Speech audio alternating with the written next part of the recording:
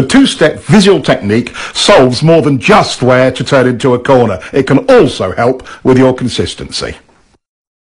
In the end, your lines will only be as accurate and consistent as your visual skills. Knowing exactly where you want the bike to go before entering, using the two-step technique handles that.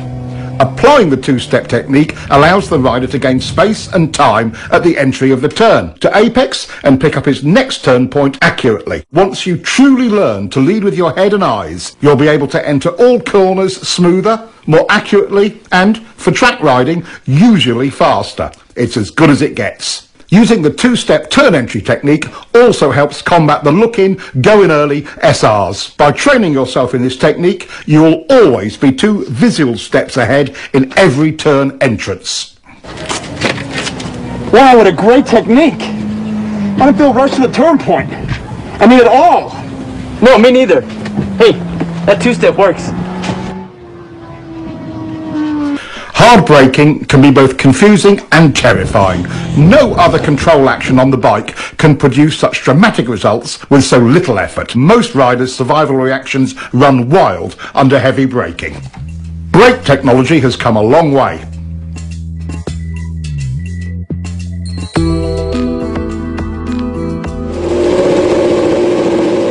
These improvements give riders far more choices on how to brake. But the laws of physics still govern how hard we can use them. Brakes, just like the throttle, are lean angle sensitive.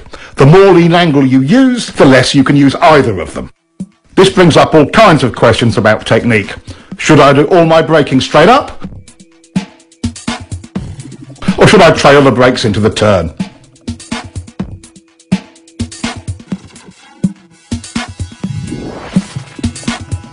Should I brake easy at first and hard at the end, or the other way round?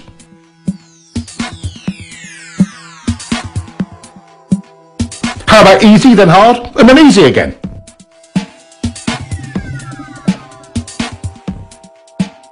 While braking, it's easy to lose sight of the real goal.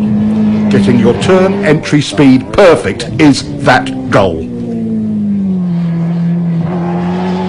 With that in mind, which brake pressure sequence is best? Turn entry speed errors are easiest to make when you are hard on the brakes towards the end of braking.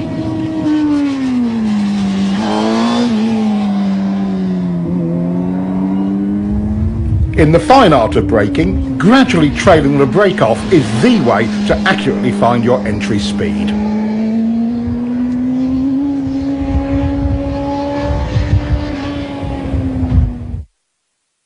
Straight up or trail braking, it's the exact same problem. Maintain control of your entry speed.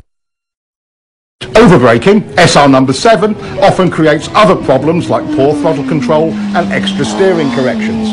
Both unsettle the bike and can even cause excess wheel spin. Panic braking in the middle of turns is something we try to avoid because it stands the bike up abruptly.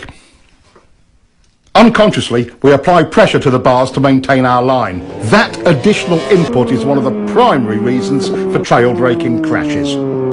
Restraining bar flutter does not let the front end follow the road, which reduces available traction even more. Despite its dangers and drawbacks, trail braking is a useful tool. Just imagine yourself leaning into a turn at 200 miles an hour with the brakes on like this.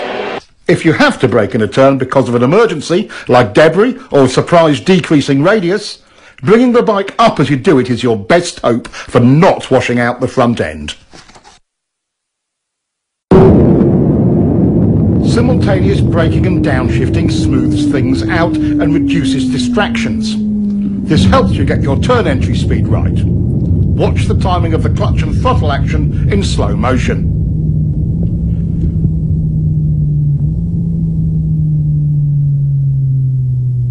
Slipper clutches seem to make this unnecessary, and modern electronics will probably make it an obsolete technique someday. Too bad. It's quite fun when you get it right the old-fashioned way. Riders come up with all sorts of strange variations to solve braking and downshifting. He's downshifting first and braking later. That's unnecessary engine abuse. Use the brake first. Pads are cheap, engines are expensive. Some just downshift and don't bother to use the brakes at all. In some situations, when brakes aren't needed, that's okay. But again, pads are cheap.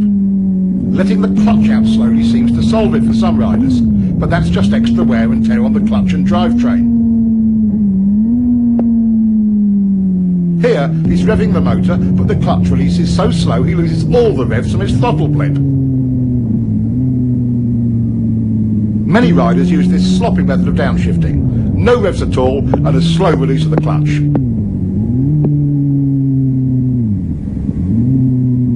Getting too big a throttle blip over-revs the motor and causes the bike to surge forward with each gear change.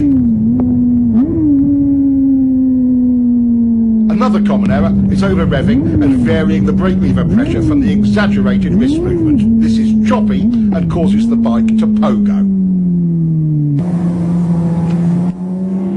Too early downshifting uses the engine as a brake and over-revs it. Not revving the bike between shifts and inconsistent brake pressure pogos the bike up and down. Here, he's shifting and easing out the clutch slowly. That takes time and attention.